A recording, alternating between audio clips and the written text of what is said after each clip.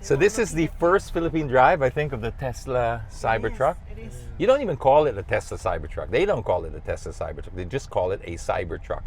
I haven't seen a single Tesla logo in the entire vehicle, and that's all by design. So this is not meant to be a comprehensive review. You can see thousands of them on YouTube, and there are people out there that shoot at this car. There are people who try to destroy this car. So there's no shortage of video out there if you wanted to see what the Cybertruck is actually capable of.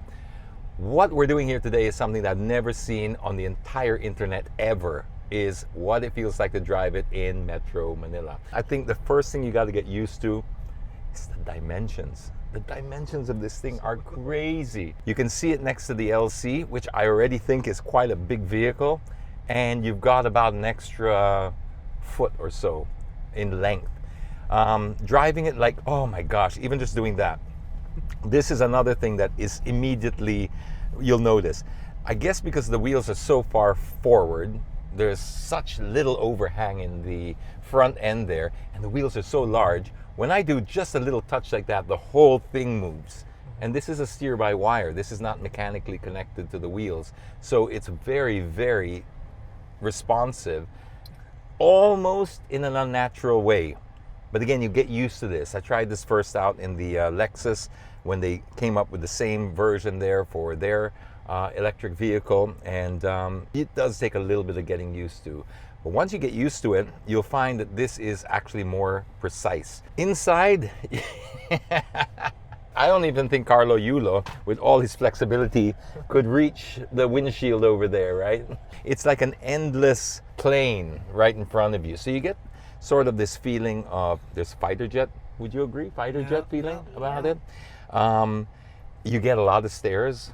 I mean, right now, this is probably going to be the most stared at vehicle on Philippine roads. I mean, you probably see vehicles costing 3, 4, 5, 6, 7 times more, but not getting half the stairs as this does. This is what I love about the Cybertruck. I think more than just a vehicle, I think this is actually more of a cultural statement that people are making, the appeal of this vehicle, because EVs, well, we know they're getting very, very popular. This is unique for sure, but I think what makes it unique is the ideology behind it, what it stands for.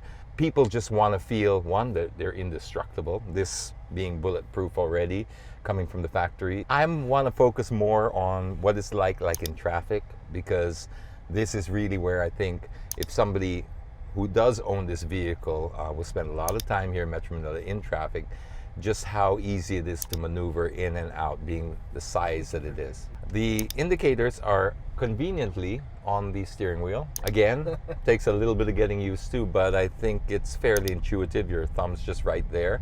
I ride a scooter, so that's nothing new to me. This is probably the most laid-back review I've ever done. It's almost like you're watching a live video. I think that's going to be kind of unique, because there are no second takes with a vehicle like this. We don't want to put too much mileage on it. We don't want to risk the car in any way, shape, or form. Obviously, this is my first time to drive it, so I'm being very careful. My confidence is growing like every second I'm behind this thing. You feel 10 foot tall and bulletproof. If I had a complaint, that would probably be it. This is a personal thing only. I like mechanical switches. I'm of a certain era. You can carbon date me back to the time where I like physical switches, but this is the way people are going, and Tesla pretty much started this whole thing. So yeah, I guess they get full right. So that just means little things like if you wanted to adjust the air conditioner, you are going to have to go through. But come on, these are first world problems. Let's not be babies about this. I'll just press a single icon over here. It brings up the climate control, and then I have to press on the button here. So that's 2 steps. That's just too much, isn't it? 2024. Can we bring that down to 1 step? You see, there's just no pleasing some people out there. But really, that's just minor. Obviously, if you like this kind of thing, this is probably the best in the business. I would say Tesla did create this whole genre of, basically, that's like a flat screen TV. That's not even like a laptop anymore.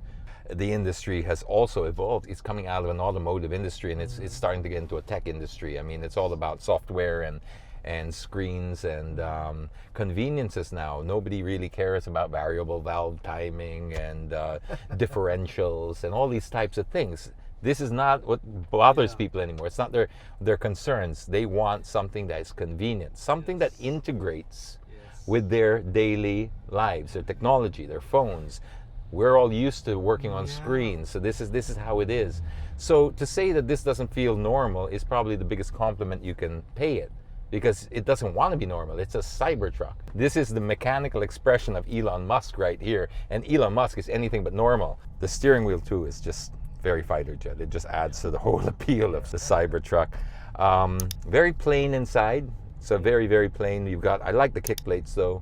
I think that looks pretty awesome, and I like the fact that there's nothing in between you and the person next to you here on the floor. That's thanks to no normal transmission. When I take my foot off the gas, do you call it gas? You can't call it gas if it's an EV. If I take my foot off the accelerator or the switch, it stops. We're at a full stop. I don't need to put my foot on the brake. We've got cool things here like the motorcycles it spots, and it spots the cars. This is just really advanced stuff. I mean, this car can drive itself. The only thing that's stopping it is legislation really at the moment. And well, I don't know if you'd want to do it in Metro Manila, but it is capable of it. Not a single curve on this car. Everything is a straight edge. That is also part of its design. It's part of its appeal. You've got some crazy stuff like it is famously bulletproof. I don't know how they're able to do that without the doors feeling like the normal standard doors that you have. Because with Sentry, you do bulletproofing, and so you know all about that. And that normally takes quite a bit of, you feel it. As soon as you open the door, you know this is a bulletproof vehicle. But with this, no, you don't at all.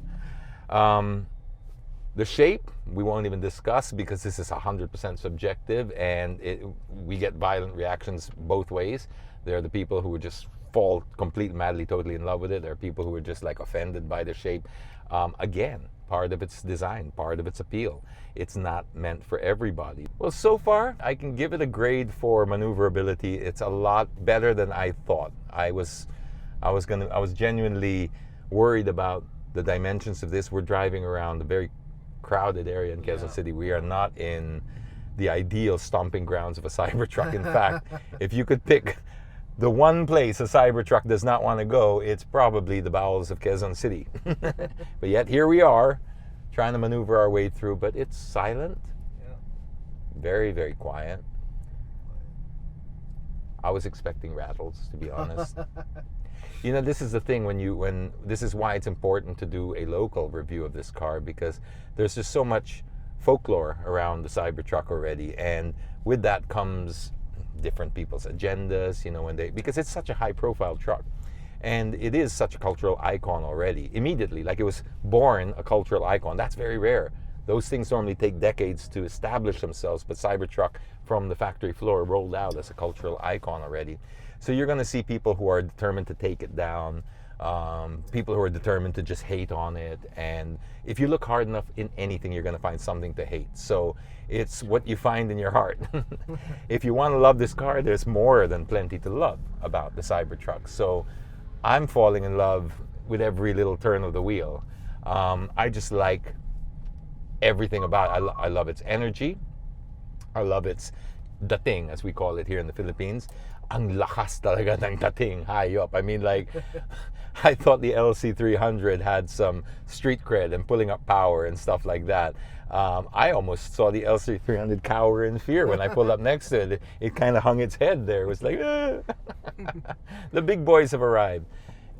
I don't know what else to say about the drive. It's just, it feels kind of surreal in a way, because again, it's like meeting a celebrity, you know. That for me is something you don't really get anymore with new cars. And this is the kind of thing that really appeals to me, because I got into cars because I love cars. I'm passionate about cars, and I'm so slowly seeing that diluted by the industry as we enter a new era of motoring, where we're now cars are mobility solutions already. And this is good and this is bad. You see Kuya over there. He's gonna try and take the picture. Sure. You see? Come on, Kuya. We're here to smile for you, buddy. a lot of people worried about the weight of this vehicle. I think what you have to worry about are the weight of the stairs that you get here, not the vehicle. It's the weight of the stairs. Everybody's just staring and going, "What is that?" And again, if that's your thing, you're not going to get a better car right now than this, right? If it's not your thing, well, stay away. If you're the private type, if you just want to blend in with traffic, not the car for you. Okay, just want to give it a nice little squirt here. Yeah, there you go. Move over our 1, 2, oh! And we're not like in insanity mode or anything like that. We're just in basic regular Quezon City mode. Secondary road. Didn't want to break the speed limit. We just wanted to get to the speed limit as quickly as we could, and that was pretty fast. That was pretty good. That was good.